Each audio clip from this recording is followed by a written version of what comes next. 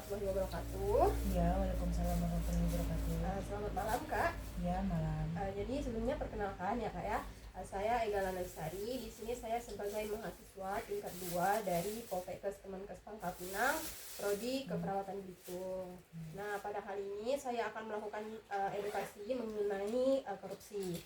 Namun sebelum kita masuk ke materi, saya boleh tahu dengan kakak siapa dan tempat tanggal lahirnya nanti tolong sebutkan ya Kak ya. Oh iya, perkenalkan nama saya Darsina, tempat tanggal lahir saya Ermali, tanggal lahir saya 14 Agustus 2004. Oke, berarti sekarang sudah 20 tahun. 20 tahun. Oke, masih remaja ya Kak ya. Iya. Nah, sasaran kita kali ini memang pada remaja ya Kak ya. Nah, sebelum kita masuk ke materi, Kakak udah pernah dengar nggak apa sih itu korupsi? Sepemahaman Kakak aja. Pernah. Korupsi itu kayak kita ngambil hak orang lain. Oke, berarti Kakak sudah sedikit paham ya Kak ya. Iya. Nah, oke. Jadi untuk memperdalam materinya Kak, nah kita lihat di sini ya Kak, media edukasinya kita belajar sama-sama ya. Iya. Jadi ini kita santai aja ya Kak ya ngobrolnya. Jadi di mana korupsi ialah tindakan penyalahgunaan kepercayaan publik yang dikuasakan kepada orang untuk mendapatkan keuntungan sepihak. Nah, jadi ini juga Kak jenis-jenis dari korupsi. Yang pertama itu kerugian keuangan negara ya Kak ya. Iya. Itu sering banget kita dengar ya kan Kak, di televisi ya kan, di radio juga ada, di internet. Kemudian ini suap menyuap ya Kak ya.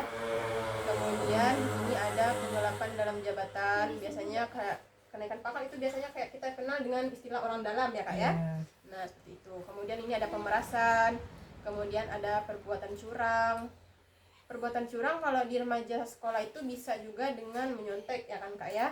Karena dia itu kan berlomba-lomba untuk mendapatkan nilai tertinggi, tapi dengan cara yang curang seperti itu.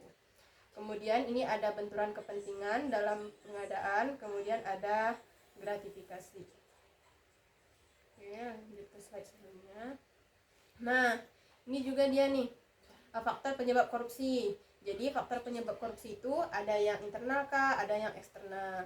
Internal ini itu maksudnya itu dari dalam diri kita sendiri Kak. Nah, kalau eksternal itu dari luar kan, seperti faktor ekonomi ini kan. Kemudian ada faktor politik, itu ada persaingan untuk mendapatkan kekuasaan. Kemudian ada faktor organisasi, itu seperti tindakan korupsi dapat terjadi karena perilaku tidak jujur ya kan Kak ya. Kemudian tidak disiplin.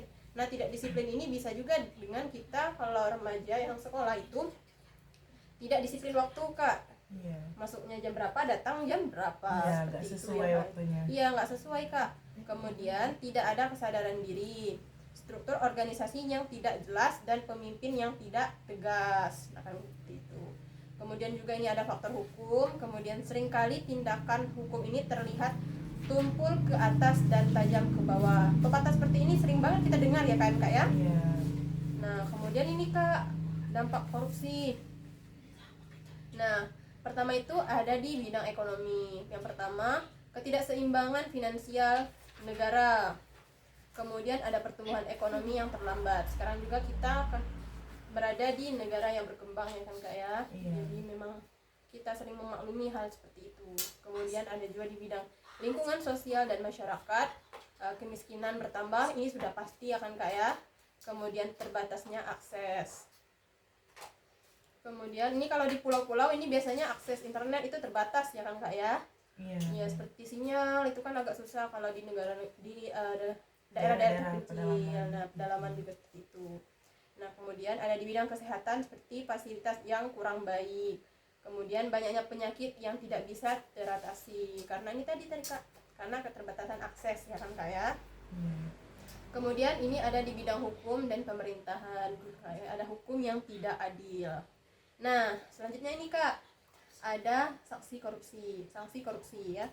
Sanksi yang diharapkan untuk para koruptor yaitu koruptor akan terjerat oleh Undang-Undang Republik Indonesia Nomor 31 Tahun 1999, di mana koruptor akan dikenakan hukuman tindak pidana korupsi berupa penjara paling singkat 4 tahun dan paling lama 20 tahun.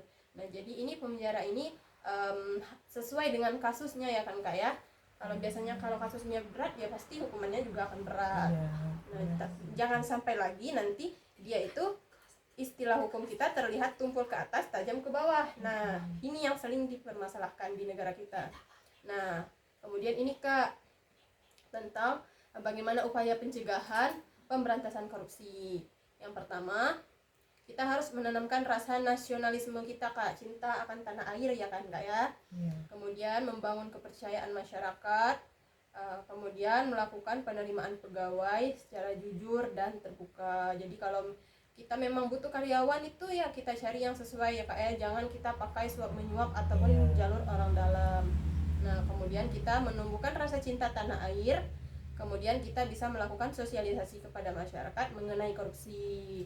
Nah, ini yang sedang kami lakukan ya Kak ya, melakukan sosialisasi kepada masyarakat tentang korupsi agar masyarakat itu lebih paham dan mengetahui tentang apa sih itu korupsi, dan jangan sampai masyarakat itu terbentuk sifat yang tidak menanamkan rasa nasionalisme terhadap tanah air.